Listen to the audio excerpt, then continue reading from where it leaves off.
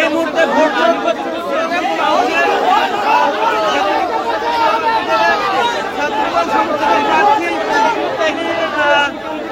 কেন্দ্রের যে সামনের জায়গাটিতে সেই জায়গা থেকে সরে গেলেন।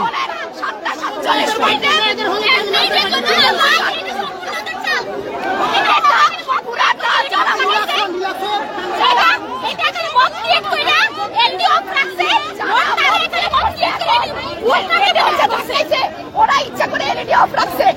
আমরা এখানে সকাল 9:30 থেকে বসে আছি, সব প্রার্থীরা, কোন নির্দিষ্ট প্যানেলের না, স্বতন্ত্র প্রার্থী সবাই বসে আছে। এখানে আরো প্রার্থী আছে, জিজ্ঞেস করতে পারেন, কোন নির্দিষ্ট প্যানেলের প্রার্থী না। 7:47 আবিদুল ইসলাম খান এখানে ঢুকছে, ঢোকার পরে ঠিক 7:47 এলইডিটা অফ হয়েছে। আমি লাইভে গেছি এবং 7:48 এলইডিটা অন হয়েছে। তখন আমি জানি না কারা ছিলেন, অনেকজন সাংবাদিক ক্যামেরা ধরেছিল, তারা বলতেছে যে আমি মিথ্যা কথা বলতেছি, আমরা মিথ্যা কথা বলতেছি।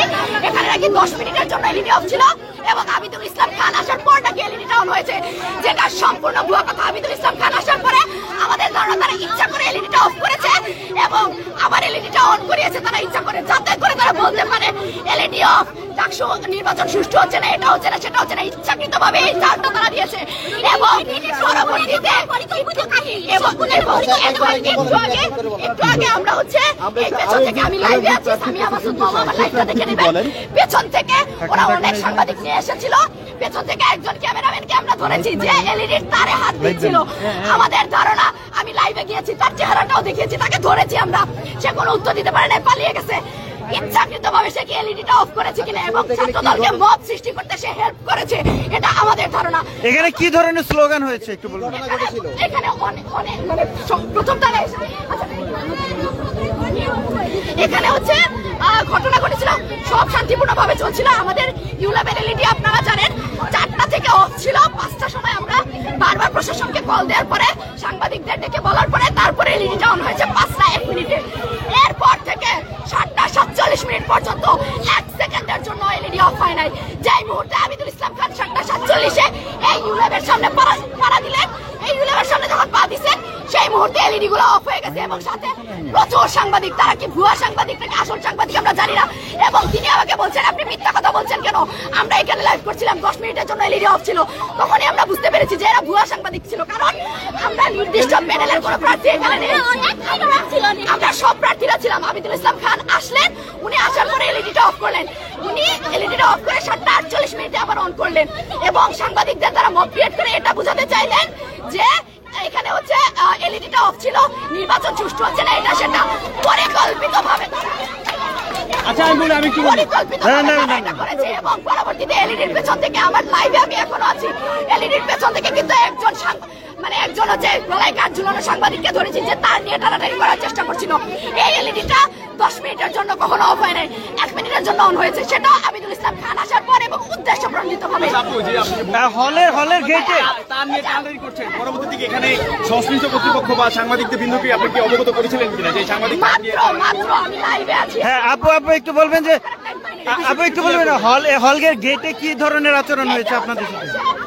হলে ঢোকার চেষ্টা করছিল, বলা হচ্ছিল যে চিফ রিটার্নিং অফিসারকে ডাকান, এখানে ইচ্ছা করে মব ক্রিয়েট করছিল ছাত্রদের, ইচ্ছাকৃত মব ছিল আমরা বলবো, কারণ যে সাংবাদিকরা আমার সামনে তখন ক্যামেরা ধরেছিলেন তারা, আমি লাইভে ছিলাম, চাইলে আপনি প্রমাণ দেখতে পারেন, তারা বলছিল যে 10 মিনিটের জন্য এলইডি অফ ছিল এবং তারা লাইভ করেছেন। তারা কোথাকার সাংবাদিক আমরা জানি না, আমরা সব প্রার্থীরা এখানে বসেছিলাম, দেখেছি এলইডি 10 মিনিটের জন্য জীবনে অফ হয় না, অফ হয়েছে এবং সেটা আবিদুল ইসলাম খান আসার পর উদ্দেশ্য প্রণোদিত ভাবে তারা ইচ্ছা করে বোঝাতে চাইছে। তারা কি কোনো স্লোগান দিয়েছে? আমরা সব প্রার্থীরা এখানে আছি, স্বতন্ত্র হল সংসদে শিবির প্যানেলের প্রার্থী ছিল, ছাত্রদল প্যানেলের প্রার্থীরা এদিকে আছেন, আমার হাতে বাম দিকে আছেন, আমরা স্বতন্ত্র জাগরণী ঐক্য সংসদ প্যানেলের প্রার্থীরা আছি। প্যানেল ছাড়া স্বতন্ত্রভাবে প্রতিদ্বন্দ্বিতা করা অনেক প্রার্থীরা আছেন, জিএস ক্যান্ডিডেট। ছাত্রদল মনোনীত সেই প্রার্থীকে একটু ডাক দেন, তাহলে তার সাথে কথা বললে বিষয়টা ক্লিয়ার হয়ে যাবে। আর তারা কি স্লোগান দিছে আপু? তারা কি স্লোগান দিছে? ভুয়া প্রহসনের নির্বাচন মানি না, আমার মানে এটা স্লোগান দিচ্ছে, যেটা প্রচুর থাকা। আরেকটা প্রশ্ন, আচ্ছা আপনি কি সাংবাদিক? আপনার কোন সাংবাদিক পরিচয়? কাঠজোলায় প্রশ্ন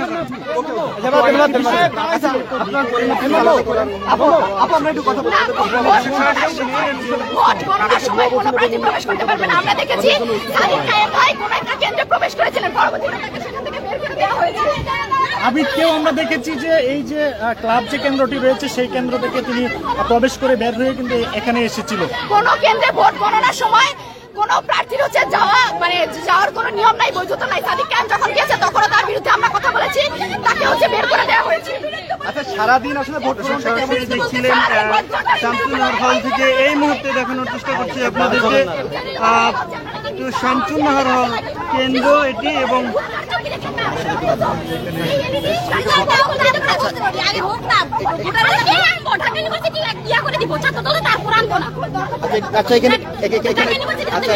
এখানে কি বলছিলেন যে ছাত্রদলকে আনবেন, আসলে বিষয়টা ক্লিয়ার করবেন।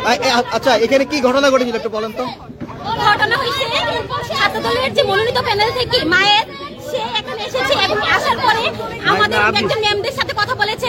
ম্যাম তখন মানে তাদের যে পুলিং এজেন্ট ছিল ভিতরে, এই পুলিং এজেন্ট মানে আমাদের শামসুন্নাহার হল ছাত্রদল থেকে মনোনীত এজিএস মিতুরানী সাহাকে তারা এক্সচেঞ্জ করতে চেয়েছিল, কিন্তু আমাদের ম্যাম রাজি হয়নি। তারপরে হঠাৎ আবিদুল ইসলাম খান উপস্থিত হয় এখানে, এবং সে আসার পরে এতক্ষণ এলইডি স্ক্রিন অফ ছিল না, সে আসার পরে 10 সেকেন্ডের জন্য এলইডি স্ক্রিন অফ হয়ে যায়। এবং আমরা দেখেছি যে একজন সাংবাদিক বলতেছে 10 মিনিটের জন্য নাকি এলইডি স্ক্রিন অফ ছিল, কিন্তু আমরা শামসুন্নাহার হলের সকল প্রার্থীরা এখানে সাংবাদিক কিনা সেটা তো বলতে পারে না, তার গায়ে তো কাজ ছিল না। আপনাদের ভিড়ের কারণে একজন এলইডি স্ক্রিনের যে তারটা ছিল ওই তারটা সে খুলে ফেলেছে, তার মানে এটা পরিকল্পিত একটা ভোট কারচুপির একটা বিষয় ছিল। ঠিক আছে দর্শক, এই মুহূর্তে দেখানোর চেষ্টা করছিলাম university laboratory school and college ইউল্যাবের যে শামসুন্নাহার কেন্দ্রের ঠিক সামনে থেকে। এখানে আসলে এলইডি স্ক্রিন অফ হয়ে যাওয়া নিয়ে উত্তেজনা তৈরি হয়।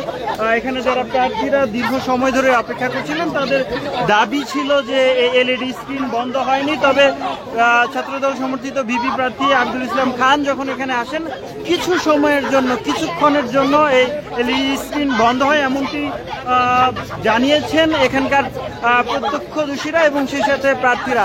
এবং তারপরেই যখন আরও কিছু সময় পরে আরও একবার এলইডি স্ক্রিন অফ হয়ে যাওয়ার ঘটনা ঘটে, তারপরে সাময়িক উত্তেজনার সৃষ্টি হয় এবং এই ইউল্যাব কেন্দ্রের যে মূল গেট রয়েছে, মূল গেটে সেখানে